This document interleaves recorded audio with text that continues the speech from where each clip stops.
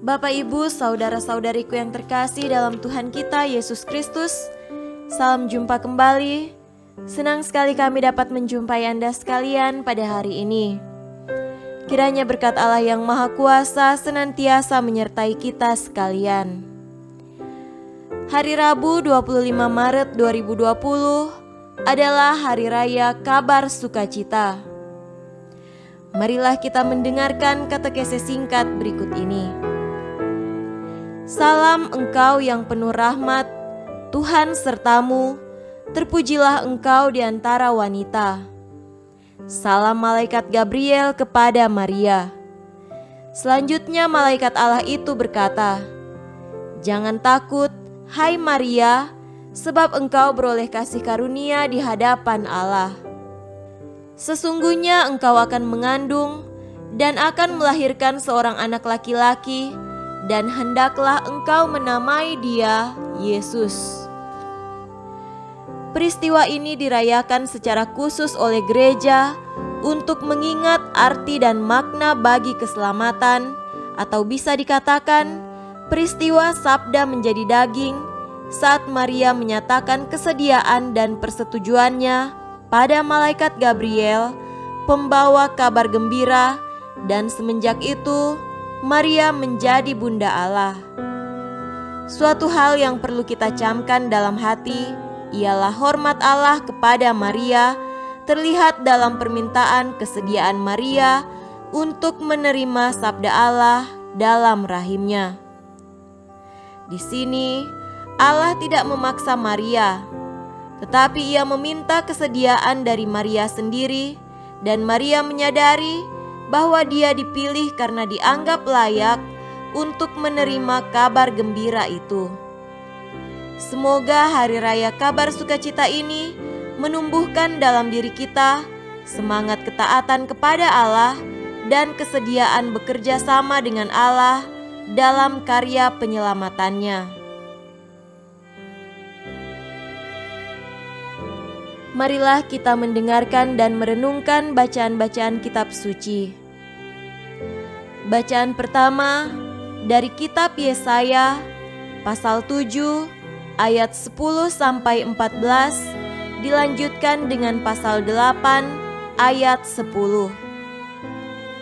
Tuhan melanjutkan firman-Nya kepada Ahaz, katanya, "Mintalah suatu pertanda dari Tuhan Allahmu, biarlah itu sesuatu dari dunia orang mati yang paling bawah atau sesuatu dari tempat tertinggi yang di atas." Tetapi Ahaz menjawab, "Aku tidak mau meminta, aku tidak mau mencobai Tuhan." Lalu berkatalah Nabi Yesaya, "Baiklah, dengarkan, hai keluarga Daud. Belum cukupkah kamu melelahkan orang, sehingga kamu melelahkan Allahku juga? Sebab itu Tuhan sendirilah yang akan memberikan kepadamu suatu pertanda. Sesungguhnya seorang perempuan muda mengandung dan akan melahirkan seorang anak laki-laki, dan ia akan menamakan dia Immanuel. Buatlah rancangan, tetapi akan gagal juga. Ambillah keputusan, tetapi tidak terlaksana juga, sebab Allah menyertai kami." Demikianlah sabda Tuhan. Syukur kepada Allah. Bacaan kedua dari surat kepada orang Ibrani pasal 10 ayat 4 sampai 10. "Sebab tidak mungkin darah lembu jantan atau darah domba jantan menghapuskan dosa. Karena itu, ketika ia masuk ke dunia, ia berkata, 'Korban dan persembahan tidak engkau kehendaki, tetapi engkau telah menyediakan tubuh bagiku. Kepada korban bakaran dan korban penghapus dosa, engkau tidak berkenan.' Lalu aku berkata, 'Sungguh, aku datang. Dalam gulungan kitab ada tertulis tentang aku, untuk melakukan kehendak-Mu, ya Allahku.' Di atas ia berkata, korban dan persembahan, korban bakaran dan korban penghapus dosa tidak Engkau kehendaki, dan Engkau tidak berkenan kepadanya, meskipun dipersembahkan menurut hukum Taurat. Dan kemudian katanya, sungguh aku datang untuk melakukan kehendak-Mu. Yang pertama ia hapuskan, supaya menegakkan yang kedua. Dan karena kehendak-Nya inilah kita telah dikuduskan satu kali untuk selama-lamanya oleh persembahan tubuh Yesus Kristus. Demikianlah sabda Tuhan. Syukur kepada Allah. Tuhan beserta kita sekarang dan selama-lamanya. Inilah Injil Yesus Kristus menurut Lukas. Dimuliakanlah Tuhan. Injil Lukas pasal 1 ayat 26 sampai 38.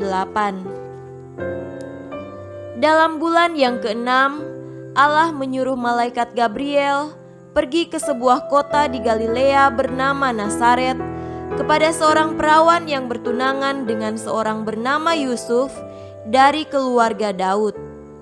Nama perawan itu Maria. Ketika malaikat itu masuk ke rumah Maria, ia berkata, "Salam, hai engkau yang dikaruniai, Tuhan menyertai engkau."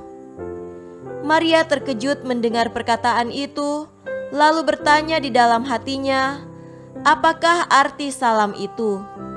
Kata malaikat itu kepadanya, "Jangan takut, hai Maria, sebab engkau beroleh kasih karunia di hadapan Allah.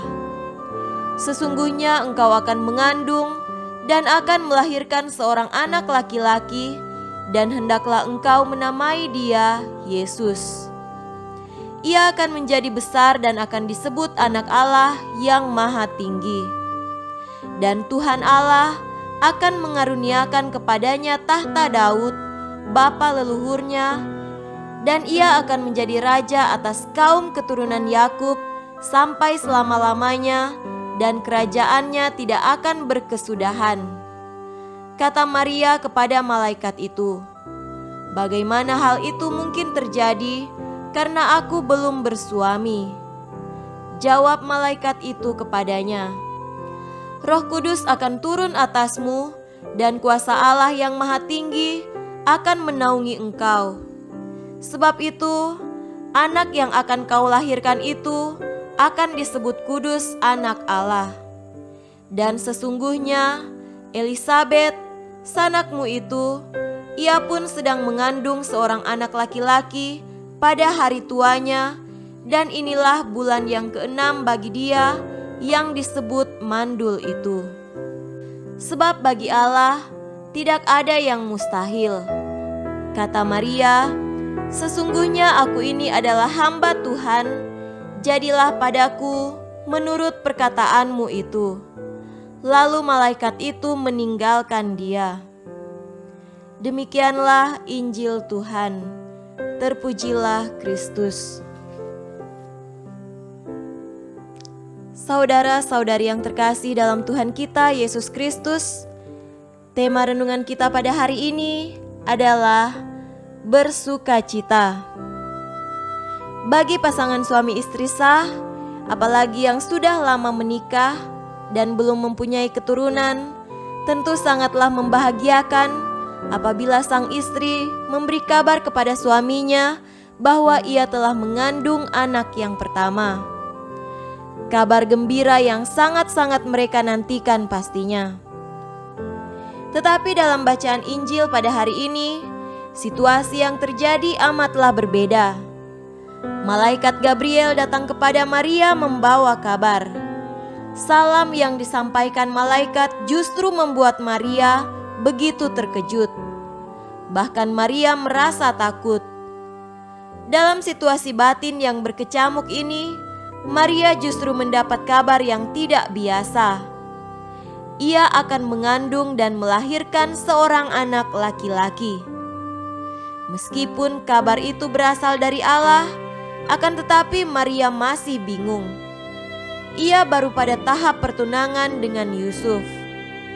Sebagai seorang perempuan saleh, ia menjaga kesucian dirinya. Tiba-tiba datang malaikat memberi kabar bahwa ia akan mengandung. Wajarlah bila ia bertanya, bagaimana hal itu mungkin terjadi? Sepertinya Maria belum dapat memahami dan menerima dengan baik kabar itu. Akan tetapi, setelah mendapat penjelasan, Maria akhirnya menyatakan kesediaannya. Ia mau untuk taat pada sabda Tuhan. Dengan kesediaan, ketaatan Maria, dimulailah karya keselamatan Allah di dalam diri Yesus. Saudara-saudariku yang terkasih, hari ini kita patut bersuka cita karena mendapat kabar dari Allah. Yesus mulai hadir ke dunia membawa kabar keselamatan. Kita pun bersuka cita karena Maria menanggapi kabar itu. Dalam rasa sukacita ini, baiklah kita meneladani sikap Maria. Perasaan yang berkecamuk di dalam diri tidak menghalanginya untuk menerima kehendak Allah. Kesalehan, ketaatan, kesediaan mengosongkan diri adalah kekuatan bagi kita untuk membuka hati dan berkata, "Ya," pada kehendak Allah. Berusahalah memberi waktu untuk melakukan kehendak Allah, kendati pun penuh pengorbanan. Semoga demikian.